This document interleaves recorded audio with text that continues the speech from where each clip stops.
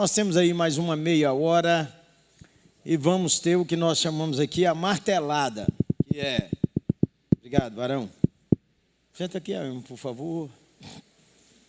E a gente...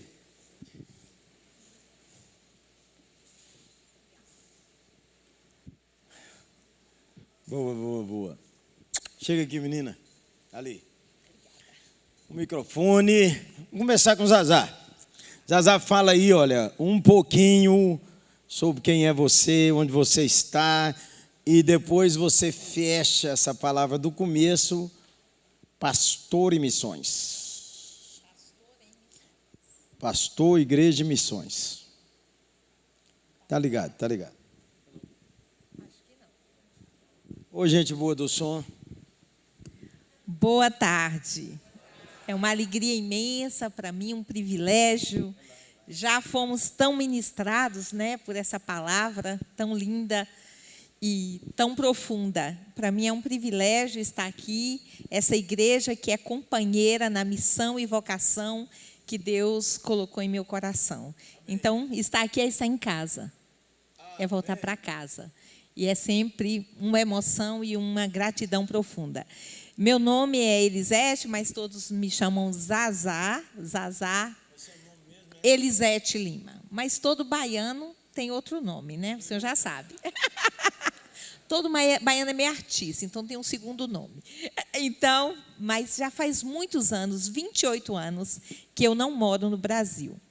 Eu primeiro fui para o Marrocos, depois Tunísia, onde eu morei 16 anos. Depois sempre trabalhei naquela região, desde a África, considerada subsaariana, até Meio Oriente, também Ásia, e 28 anos naquela região.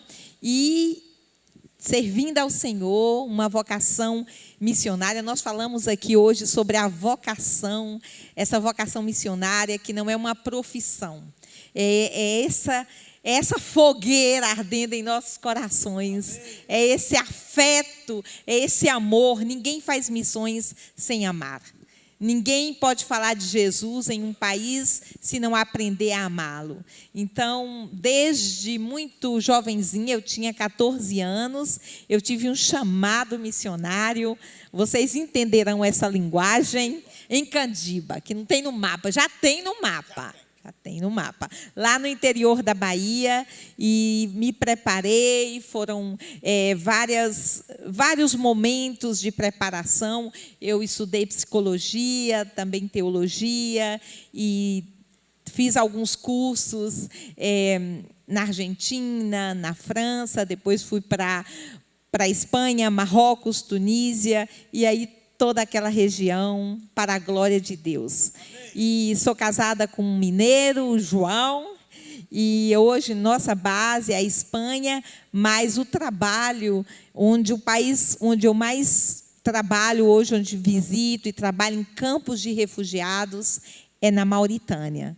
Então, é uma alegria estar aqui com vocês e trazer um abraço dessa igreja que é perseguida, mas não é abandonada, que sofre, mas não é vítima. É igreja que triunfa, mas não é triunfalista.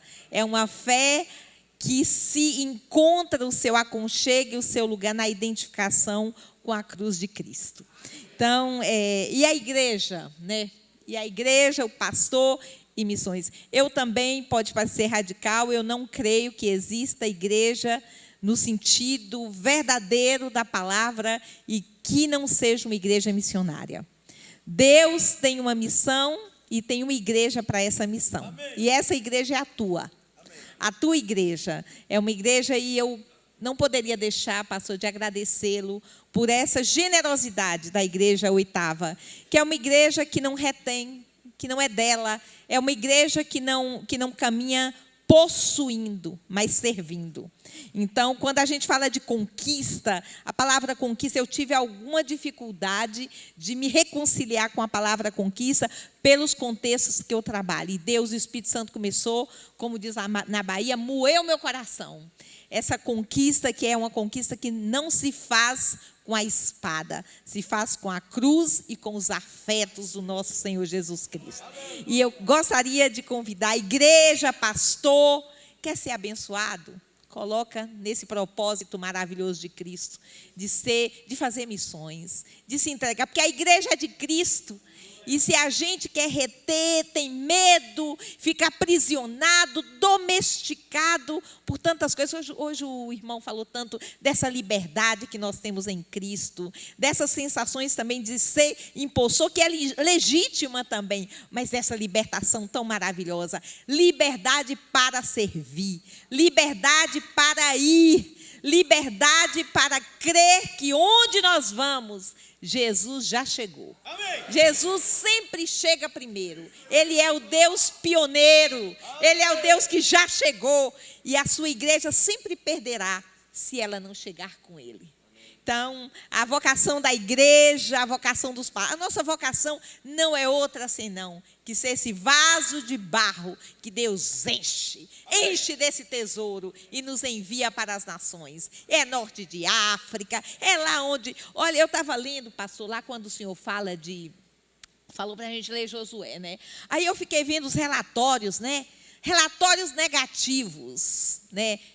Eles trouxeram relatórios negativos. O relatório que eu trago hoje é relatório de bênçãos, é relatório de vitória. A igreja perseguida é viva. A igreja de Cristo, ela nunca será ameaçada. E o que eu trago são relatórios que Jesus continua vivo e presente na dor e no sofrimento, trazendo, reconciliando todas as coisas com Deus. E que a igreja de Cristo seja instrumento, e pastores, líderes, missionários, não podemos impedir que a obra de Deus seja feita. Não podemos impedir. Abramos as nossas mãos, os nossos corações e as nossas vidas como testemunha e testemunho dessa presença de Jesus Cristo no mundo. Muito obrigada. Ei, menina. Ô, gente boa. Quero que você levante a mão, escolha um país do mundo para você orar. Amém, Jesus. Ela falou da Mauritânia, ela falou da Argentina, da França, ela falou de Marrocos, da Tunísia. Você agora escolhe o seu. Comece a clamar sentado mesmo, em voz alta, por uma nação da terra. Oh, Deus. Fala com o Senhor, põe o Uruguai e o Brasil. Oh, Senhor, em teu nome, Jesus. Oh, Jesus, em teu nome, Jesus. Oh, Deus Todo-Poderoso. Aleluia, Senhor. Oh, Senhor.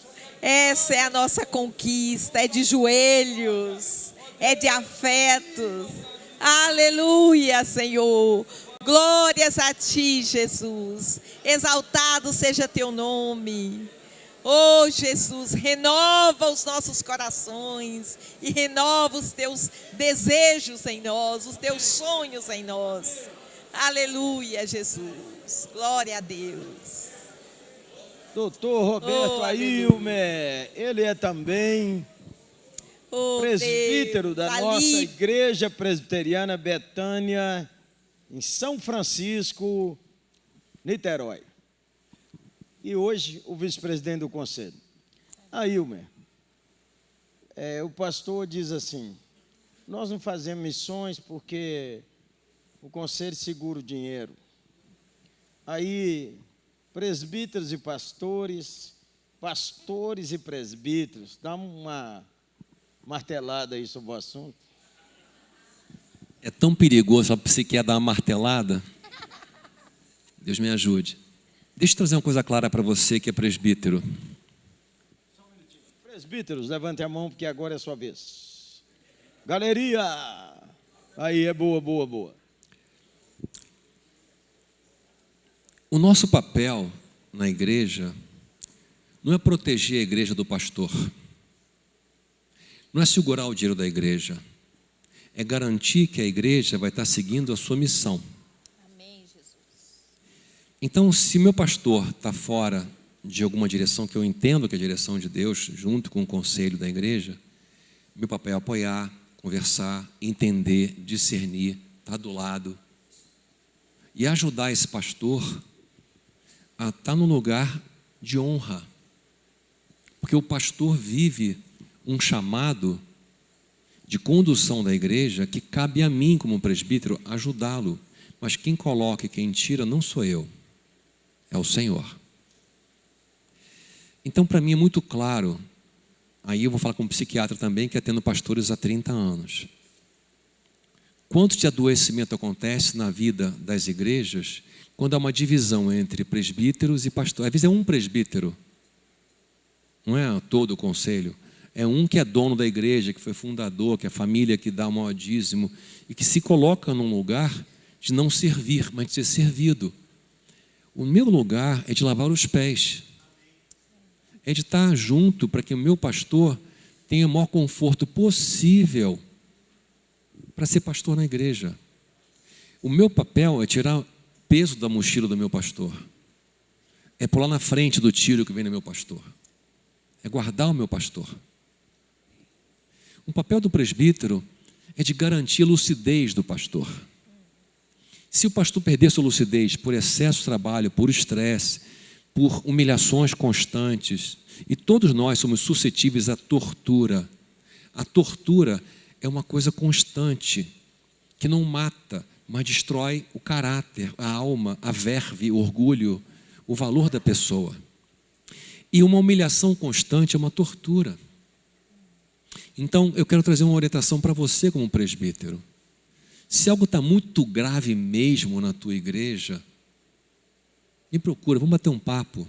Vamos ver se muito grave é sua opinião ou se é uma realidade. Porque a limitação da igreja, a limitação que a gente vive hoje como pastor, é real. Esperar um mundo ideal que só acontece na reunião do conselho na quarta-feira à noite e não entender as limitações que a sociedade tem, que o pastor tem. Quando a gente contrata um pastor, não está contratando a Liga da Justiça com superpoderes. É um ser humano como eu, só que mais corajoso do que eu, que teve coragem de falar sim para Deus e para ser pastor num chamado muito desafiador, como é o missionário. Então, o lugar do presbítero, para mim, é um lugar muito mais de lavar os pés do que ter algum tipo de autoridade, algum tipo de poder sobre a igreja. Trazer leveza para a igreja, simplicidade para a igreja, um testemunho cristão. Então, quero convidar você que é presbítero, a colocar na tua agenda, primeiro compromisso com o presbítero, preservar a lucidez do meu pastor. Guardar a lucidez do meu pastor. E que ele se sinta confortável. Que na reunião do conselho ele tem um time que está ajudando ele a fazer coisas difíceis. Gerenciar dinheiro. É muito difícil gerenciar dinheiro. Porque a gente não é uma empresa. Tem que ser responsável, mas tem que ter fé. Como é que você mexe assim? É engraçado isso, né? Há um tempo atrás tinha uma situação de um missionário com pedido de socorro, a gente não tinha dinheiro no caixa. Não tinha dinheiro no caixa.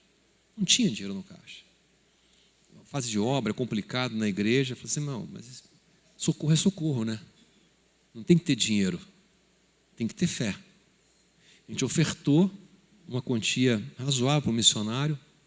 Naquela semana, mais de 10 vezes aquela oferta alguém depositou porque sentiu no coração e vem de onde ofertar. Então a gente também está num lugar de aprender com Deus enquanto a gente caminha. O conselho de uma igreja tem que ser servo. E tem que ser humilde. A gente não é dono da igreja. A gente cuida do pastor. O pastor cuida da igreja. Quando pastores e conselho, presbítero estão em conflito, um reino dividido não pode prevalecer. Você não faz bem para o seu pastor sendo um opositor, tendo birra, mágoa. Você não faz bem para o seu pastor não orando junto com ele. Está com dificuldade? Ajoelhe e ora. E você, pastor? Quem é pastor que levanta a mão para você ver? É importante você entender também que as pessoas que estão como presbíteros nem sempre são as melhores pessoas, mas ninguém está num lugar de autoridade sem que Deus permita. Ele é o bagre no seu tanque. Ora pelo seu presbítero. Tem mais fáceis e mais difíceis, não tem? Tem presbítero que é mais difícil. Ora por ele. Se compromete a cuidar do seu presbítero. A primeira ovelha do pastor é a liderança da igreja. A primeira ovelha do pastor é a liderança da igreja. Ele cuida da liderança, a liderança cuida da igreja também. Mas a liderança nem sempre pede para ser cuidado. Nem sempre a ovelha é fácil de cuidar, porque liderança não sabe ser cuidado. Então vai para um lugar de intercessão, de cobrir com oração, se importar com os filhos, se importar com a casa, com o trabalho do seu presbítero. Vai para um lugar de buscar unidade.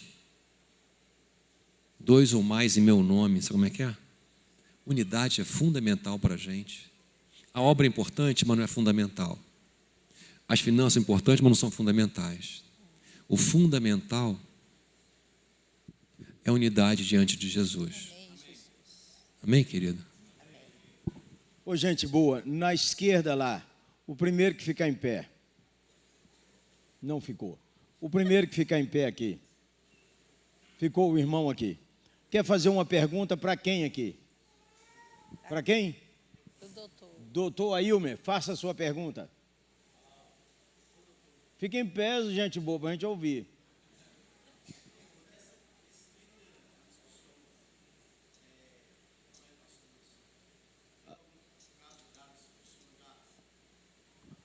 Nesses 30 anos, se acompanham pastores, tem algum caso grave. Eu acho que não teve caso que não fosse grave. Porque... Caso o quê? Que não fosse grave. Tudo chega grave. Graves. Por quê? Só O chega pastor, na, depois que explode. ele toma chá, ele faz campanha, ele sobe um monte, ele faz 7 voltas, a última coisa que ele faz é pedir ajuda. O pastor não sabe pedir ajuda. Ele acha que ele é inoxidável. Aí, às vezes, a mulher arrasta o pastor. Às vezes ela vai na frente e o cara vai para acompanhar, da azar que mandou ele entrar. Mas quando chega no meu consultório, está tão devastado, tão machucado, eu fico pensando, será que tem que ser assim? Será que eu tenho que deixar a coisa tão longe? Quantas vezes a esposa já falou, vai no médico, faz o tratamento, pai não sei o quê. Não, Deus vai me curar, Deus vai me fazer. Quantas vezes o filho já falou, quantas vezes o seu médico já falou, o seu clínico já falou alguma coisa para você mudar o jeito de viver? Veja, é fácil ser pastor e missionário? Não é. Mas tem muita coisa que você faz que é sacrifício no altar do nada. Deus não te pediu, não é bom para o ministério, não é bom para o casamento, não é bom para os seus filhos, não é bom para ninguém. É sacrifício no altar do nada. E Deus não pede isso para a gente. Tem muita coisa que você faz que você não sabe brincar, não sabe namorar, não sabe ficar quieto, não sabe celebrar, não sabe agradecer, não sabe fazer uma comidinha. Só sabe fazer aquilo. Aí Deus para você. Então a crise do pastor não é a crise de um ataque satânico, momento de vida. Não, é a crise de um estilo de vida que não é funcional, que não escuta. Gente, presta atenção. Se você é pastor todo dia, mas nunca é ovelha, uma hora vai dar errado. Vai dar errado. Você tem que ser ovelha. Você tem que ser ovelha. Tem que ter alguém que você escuta. Não dá para ser pastor todo dia. Tem que ser ovelha. Tem que baixar a guarda. Tem que ouvir as coisas. Tem que ser tratado. A gente não aprendeu, Gerê, a ser cuidado.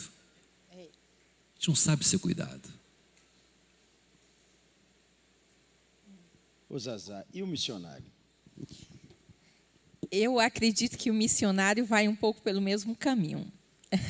Mas o missionário, por ele estar muito mais exposto numa certa realidade, talvez os becos sem saída sejam mais evidentes. Então, eu não quero aqui comparar, mas eu acredito que o missionário, a gente não tem muitas vezes aqueles espaços de proteção que talvez a gente poderia ter em outro contexto.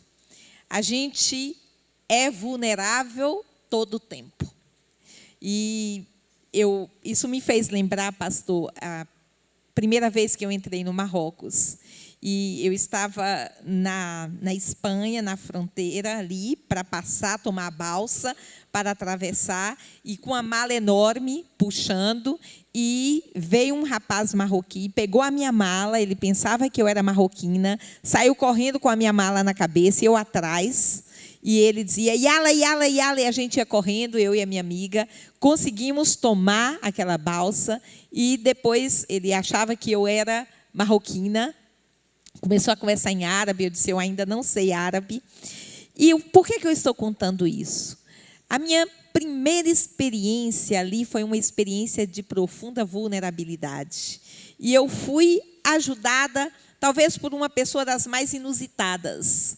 Uma pessoa marroquina, um homem marroquino, um jovem marroquino. Então, eu acredito que esse sentido profundo de vulnerabilidade, que nós lutamos todo o tempo contra ele é muito mais evidente na vida do missionário, porque o missionário não lhe sobra outra alternativa muitas vezes. Ele está ali e é aquilo ali diante dele. Estou falando também muito mais dos contextos onde eu sirvo, que a igreja ela é muito menor, você é muito mais evidente ali, você é visto, o que você faz é sempre muito visto. Então, eu acredito, pastor, que, como o irmão dizia também, que nós somos convidados todo o tempo para sermos ovelhas, para sermos cuidados. Mas nós lutamos muito contra esse descanso em Deus, porque nós vivemos essa crise da incompetência, né, da impotência e de ser impostor. E nesse lugar, a gente luta muito contra a nossa vulnerabilidade. Mas é nessa vasilha de barro, é nesse lugar de fragilidade que a graça se aperfeiçoa.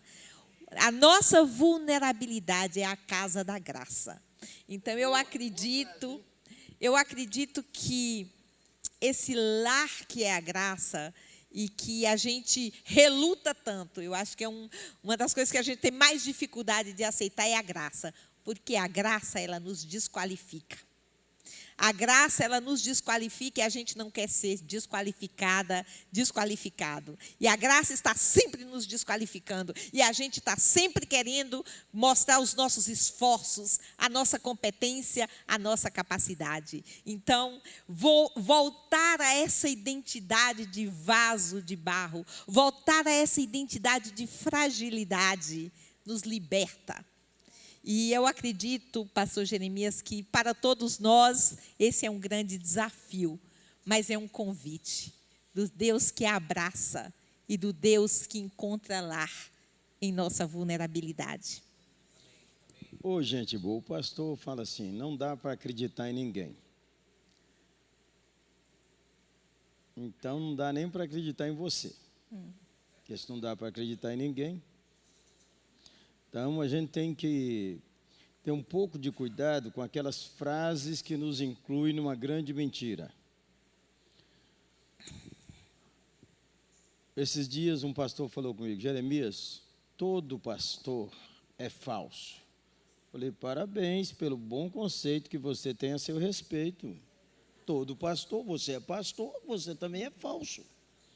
Então, tem que ter pouco mais de cuidado sobre isso. É verdade. Amigos não acontecem. Amigos a gente faz. Cultiva. A gente atravessa a rua. Num congresso desse, se você sai sem 10 bons contatos, você é muito arrogante. Porque você não quis conversar com ninguém. Tem mais sabedoria em todos nós do que no púlpito. Pergunta ao irmão o nome deles, tem filho, igreja. 4 coisas que sua igreja tem de bom que poderia ser útil para mim. O cara não pergunta. Então não aprende, tem um amigo, podia orar. Você está aqui, fala com alguém, ore por mim. Aí, Zé, você passa aqui 4 dias, não é possível. Não é possível. Outra coisa, tem pastores na sua cidade. Sabe o que acontece com muitos de nós pastores? Nós temos medo de visitar um pastor de outra denominação e os pastores da nossa denominação saber que nós fomos lá e aí nós ficamos com medo dos caras que não ajudam. Todo cara que fala mal do colega, no dia mal, ele não está presente. Não está presente. O cara que está presente é o cara que você faz relacionamento. Amém. Atravesse a rua. O pastor é pentecostal. O pastor é batista. Ele é um presbiteriano que ele só quer saber da política eclesiástica. Seu coração está ruim, irmão. Ruim. E o da senhora também, dona. E nós vamos acostumando que o ministério pastoral é muito solitário. Mentira sua e mentira do diabo. O ministério pastoral é um lugar onde tem amigos espetaculares. Verdade. Eles são presbíteros, são diáconos, são outros pastores, casais da igreja. Não pode confiar com casais da igreja. Mas não confia. Não confia porque não confia. Mas todo mundo aqui, se não tiver uns 3 amigos que você pode contar tudo, você é muito solitário. Mas muito solitário. Se você não tiver pelo menos uns 3 amigos que você conta, que o cara vê assim. Esses dias um irmão falou comigo que na igreja dele o pastor tinha conseguido um auxiliar, que o senhor sabe, né? O nosso pastor tem suas limitações, e aí tem que ter alguém que supre as falhas dele. Eu fiquei em pé e disse: olha aí, irmão, se você olhar direito, vai ver o buraco todo lugar. As equipes são para isso mesmo, fechar os buracos. E os amigos são para isso mesmo. Amém, Jesus. Então, meu pastor, tire essa mentira de sua cabeça. E a senhora também, dona. Amém. Alguém aqui fica em pé? Uma mulher. Não quis. Ali, não quis também. Uma última palavra aí, Wilmer. Hoje é um dia de gratidão a Deus. Hoje é um dia que Deus falou com a gente coisas muito especiais.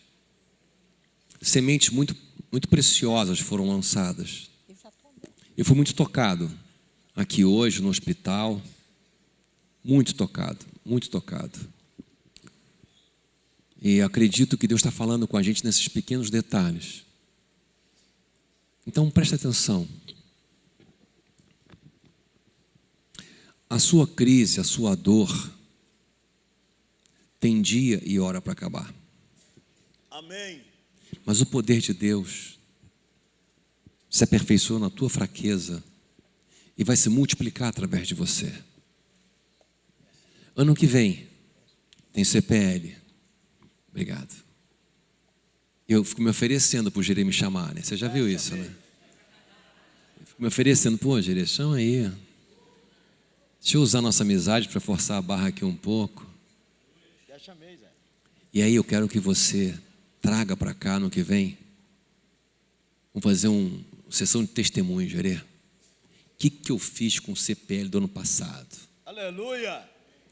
E você podia mandar um vídeo para cá. Você fez inscrição, faz um videozinho de 1 minuto.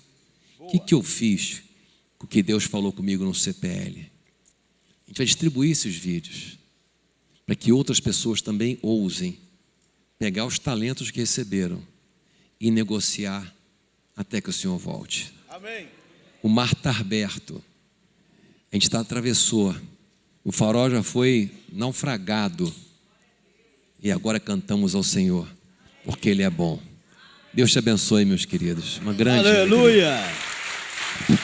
Ô, gente boa, Zazá vai pregar ainda no nosso congresso, mas hoje é a martelada. Zazá, uma palavra.